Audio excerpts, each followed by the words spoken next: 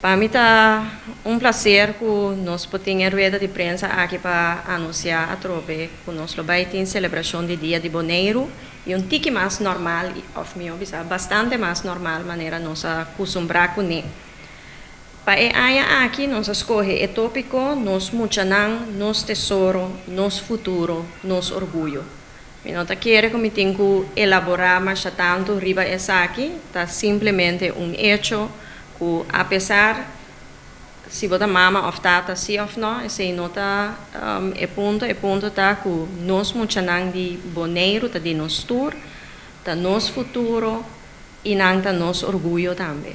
nanta nós tesouro, nanta esnan que lo tenho vai carga nos isla de futuro.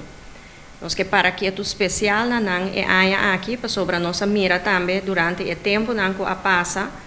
Apesar da situação de Covid que tem, apesar de diferentes outros obstáculos, que nós mira nós muito não me bisa mostrar não talento e não capacidade não mais tanto não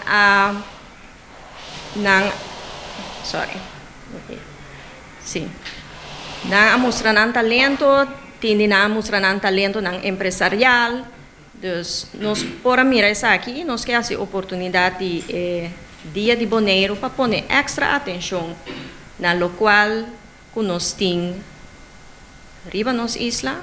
e cinco nós está para quieto na je. É potencial de coisa tremendo para o futuro de nos isla de nos muchanan. E aqui também nós está querendo de também é hecho com atividade na começar back também na outro país não e aqui me tenho visa nós tem mais tanto gente de afo mandatário não consulado não de afo também boneiro comparar com não anterior então se também tá pone tique mais pressão me tá querer riba tu gente comece a fazer algo nós por mostrar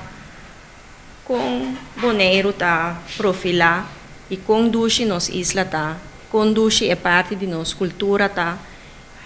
e seguro é muito de boneiro que rol grande não tem para nos isla.